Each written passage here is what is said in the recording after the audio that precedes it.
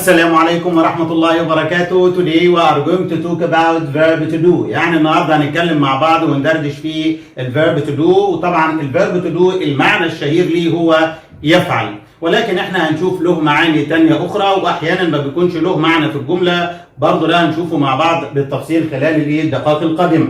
لكن أول حاجة حابين نبدأ بيها هي forms of verb to do، يعني أشكال الverb to do. له شكلين طبعا، هو do or does. بستخدم do or does. طب امتى استخدم do؟ قال لي بستخدم do لو الفعل اللي في الجملة I, you, we, they. في الحالة دي بستخدم do، فبقول I do, you do, they do, we do.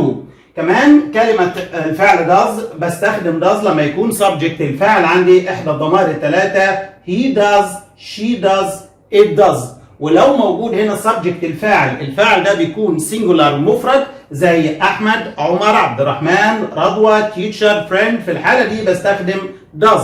طيب لو subject الفعل اللي هنا plural جمع زي كلمة people، students، في الحالة دي بنقول do. وأول معنى احنا حابين نتكلم عنه بالنسبة للverb to do هو يفعل، وفي الحالة دي بيجي بعديه noun اسم. لو الverb to do سواء do or does جاي بعدها noun اسم بيكون معناها يفعل. For example I do my job، أنا أؤدي وظيفتي، أو المثال ده I do my work، أؤدي عملي أو أفعل عملي. فالverb to do سواء do or does لما يكون بعده اسم في الحالة دي معناها يؤدي أو يفعل. طيب برضو في استخدام تاني للverb to do وأنا بستخدمه وبيكون بعده base verb، يعني فعل أو مصدر الفعل اللي هو الانفينيتيف أو clean verb الفعل نضيف. في الحالة دي احنا بنستخدمه للتأكيد. يعني ايه للتأكيد؟ لما اكون بتكلم مع واحد واحس كده ان هو مش مصدق كلامي فبضطر استخدم do or does حسب الفعل اللي موجود في بداية الجملة قبل الفعل الأساسي اللي بيتحط في البيز فيرب أو الانفينيتيف المصدر يعني، وده بيستخدم للتأكيد. طب ما تدينا مثال. She does cook lunch. She does cook lunch. اولا انا استخدمت does عشان subject الفاعل هنا she، ولاحظ ان بعد does انا استخدمت البيز فيرب او الانفينيتيف الفعل في المصدر وقلت cook lunch. معنى الجمله دي ايه؟ هي طهت الغذاء او طبخت الغداء بالفعل، فانا استخدمت كلمه does قبل الفعل الاساسي في السنتنس عادي، وفي الحاله دي للتاكيد، وده استخدام تاني. كمان بنستخدم الفيرب تو دو اذا بدأنا بيه الجمله، لو بدأت الجمله بيبقى معناه هل، وده بستخدمه في السؤال اللي الإجابة بتاعته بتكون yes or no. فدو or does لما بتيجي في بداية الجملة بيبقى معناها هل، وبنفس الطريقة برضو do بتيجي مع you, we, they, does he, she, it. فبقول does he, does she, does it, do you, do they, do we. ده لو في السؤال وبيبقى معناها في الحالة دي هل. يبقى ثالث استخدام أو ثالث معنى للverb to do بمعنى هل. لو في بداية السؤال do you like tennis، هل أنت تحب التنس؟ does she clean her room، هل هي نظفت الحجرة بتاعتها؟ فdo or does لما بتيجي في بداية الجملة بيبقى معناها هل. الاستخدام الثالث أو المعنى الثالث لكلمة do or does لما بننفيه بيبقى معناها لا. طب أنا لو حبيت أنفي do or does قال لي لها شكلين has two forms. الشكل الأول إن أنا أقول do not، والابريفيشن الاختصار بتاعها don't، وdoes بتبقى does not، يعني بحط not فقط بعد كلمة do or does not والاختصار doesn't، والاثنين معناهم لا. ولو استخدمتهم للنفي لازم يكون بعدها البيز فيرب الانفينيتيف يعني المصدر او كلين فيرب بالفعل نضيف بدون اي اضافات.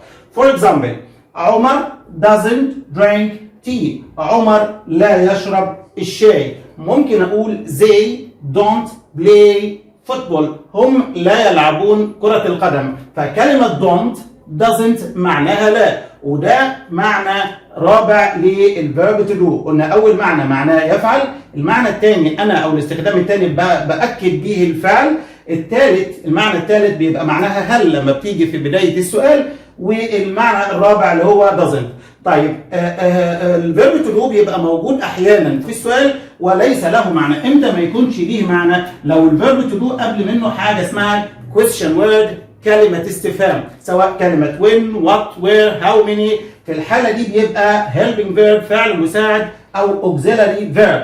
طيب يعني ايه auxiliary verb؟ يعني فعل مساعد ملوش معنى. طب فايدته ايه في الجملة؟ هو فقط لتكوين الزمن، بيساعد في تكوين الزمن، والكلام ده ان شاء الله هناخده in details بالتفصيل لما نتكلم عن الازمنة كل زمن لوحده. وده كده الاشكال المختلفة للverb to do، ولكن كل ده at present في المضارع. طبعا هنشوف في الماضي. يبقى سريعا كده قلنا الشكلين في المضارع do or does، والضمائر زي ما انتم شايفين كده حضراتكم does بتسبق ب he she it or singular noun اسم مفرد do I you we they والاسم الجمع. لو حبيت انفي do not والابريفيشن الاختصار don't، او does not بالنسبه ل does والاختصار doesn't. وقلنا في الحاله دي معناها لا. do or does لما بيجي بعدها noun معناها يفعل، لكن لما بيجي بعدها base verb او الانفينيتيف في الحاله دي بستخدمها للتاكيد لما احس ان اللي قدامي مش مصدق الكلام. يعني انا ممكن اقول مثلا لوالدي او لصديقي I do study English، انا بالفعل اذاكر اللغه الانجليزيه. We do travel to أسوان، احنا بالفعل بنسافر لأسوان every year كل عام. فdo or does بستخدمها قبل الفعل للتأكيد. زي ما قلنا كل ده at present في المضارع. طيب لو حبيت استخدم الverb to do in the past في الماضي، قال لي ليها شكل واحد فقط، هو كلمة did.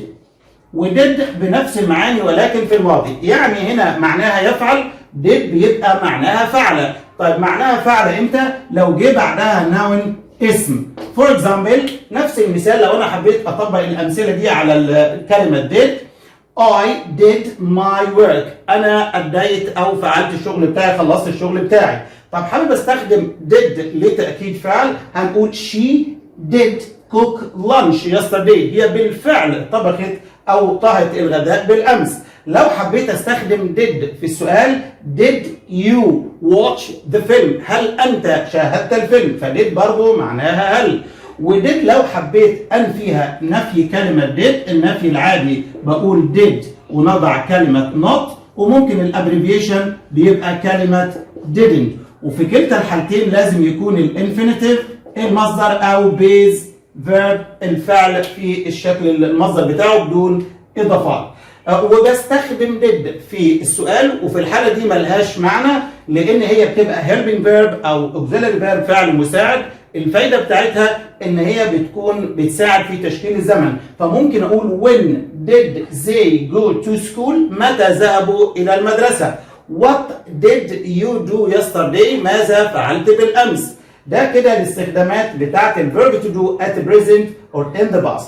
كل اللي مطلوب مني ان استخدم الverb to do سواء do or does في امثله باستخدام الضمائر، وان اكتب المثال جمله من عندي يكون معناها يفعل، وجمله ثانيه استخدم do or does or did عشان اكد بها الفعل، واسال سؤال بهل عشان تبقى في بدايه الجمله معناها هل، وانفي الجمله اللي انا كونتها في الاول عشان يبقى معناها لا، وبرضه اكون سؤال باستخدام question word كلمة استفهام عشان ما يكونش ليها معنى. ده الاستخدامات بتاعت الفيرب تو دو. ملحوظة صغيرة كده، في سؤال لما بنسأل واحد ما وظيفتك بنقول what's your job؟ what's your job؟ يعني ما وظيفتك. what's your job بتساوي السؤال البسيط ده what do you do؟ what do you do معناها ما وظيفتك، بتساوي what's your job. طبعا احنا بنأكد ان practice makes perfect، عشان اثبت المعلومه لازم اكون امثله مشابهه لدي بالظبط، لان بدون ممارسه مش هتثبت المعلومه. وفي النهايه ما تنسوناش من صالح الدعاء والصلاه على النبي صلى الله عليه وسلم، والسلام عليكم ورحمه الله وبركاته.